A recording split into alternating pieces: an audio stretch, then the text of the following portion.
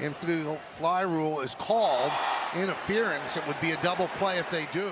I can't believe that this has happened again. We haven't seen this call for 10 years, and now it's twice in a week. It's the top of the first inning, bases loaded, none out. This is an infield fly situation. If the batter hits a fly ball that can be caught by an infielder with ordinary effort, fair territory, the batter runner is out for the infield fly. The ball is live, and runners may advance at their own risk. High pop-up on very first pitch. Infield fly rule is in effect. Soto going back to second base. Interference, it would be a double play if they do. That's exactly what they call. That's exactly what the rule says. Nonetheless, Aaron Boone is not happy because the runner from third as well, because it's a dead ball, has to go back to third. Boone is also, that's an infield fly rule. So, you know, I don't, the runner, the hitter's going to be out anyway. If only the Yankees were with us last week in Chicago. Last time on Close Call Sports. I believe they're calling the game over. Wait a minute. Runner at second interfered. By the way, he called it before Gunnar Henderson even caught the ball. That is one of the worst calls I have ever seen. This is a horrible ending to this game. We've seen some bad calls this season. Hi everyone, Lindsay. Let's clear up some misconceptions. The long and short of this, a decade ago in Los Angeles, interference happened during an infield fly. Umpires had no idea what to do. The year after, MLB made a new rule that says if interference occurs during an infield fly, it's a dead ball and it's a double play. Both the interfering runner and the batter runner are out. That was all cool until last week when the same thing happened in Chicago. When the umpire called interference, that runner was out, and because the rule says the batter's out on the infield fly, so too was the batter. It was an inning-ending double play that just happened to be the third out of the ninth inning to end the game. So the game ended that way. It looked terrible. MLB thought, oh, that looks bad. Or Chicago made it up, I don't know, saying that MLB called them and said, we didn't have to call that. The game didn't have to end that way. There's discretion. And so many people thought that was MLB saying, oh, that's the wrong call.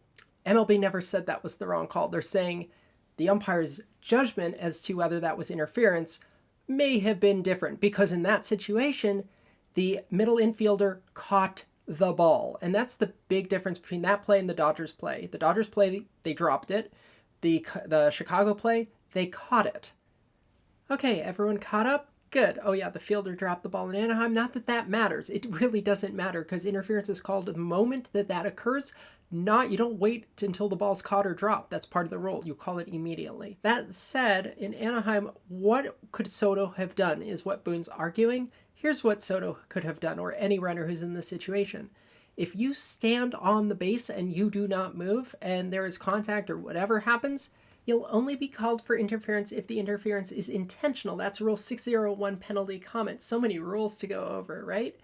Soto is so close to getting back to the base in time, but he doesn't quite get there. On this play, if instead of just watching the ball and slowly veering back to the base, you make a beeline and you get there before the fielder's around there so that when the contact happens, you're already on the base, it's going to be no call because that was not intentional. But if you lackadaisically sort of just meander back and you don't quite get back there and contact happens or some other hindering act happens, unintentional or intentional, it is your fault because the fielder has the right of way on a batted ball. And as a runner, just one more point, there's really no advantage to being off the base in that situation because on an infield fly, the batter runner is going to be out anyway. You're no longer forced to advance. I understand the rule, Paul, but the guy has to have a path back to the base. So when I see things like this, Soto didn't have a clear path. Soto was hanging out to dry. What do you do if you're Soto? The answer is simple. Get back to the base with urgency. Don't lackadaisically walk back. Get there first so that when the collision happens, you're already there and you're protected from unintentional interference. It's literally in the rule book. It is on the runner to avoid the fielder on a batted ball, not the other way around. Aaron Boone pointing to the second base bag, saying that Soto was not out of the baseline. I don't know what to say to that other than, what?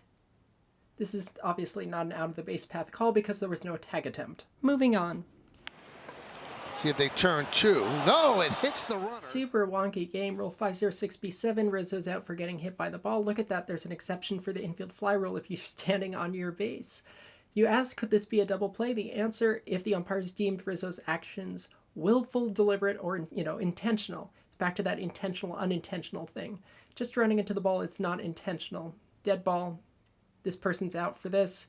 Batter goes to first base. Runners that are forced to advance by that advance. Everyone else returns. There's your rule. All right, I think that's the end of the weirdness for this game, so I'm going to say goodbye while I still can. See ya.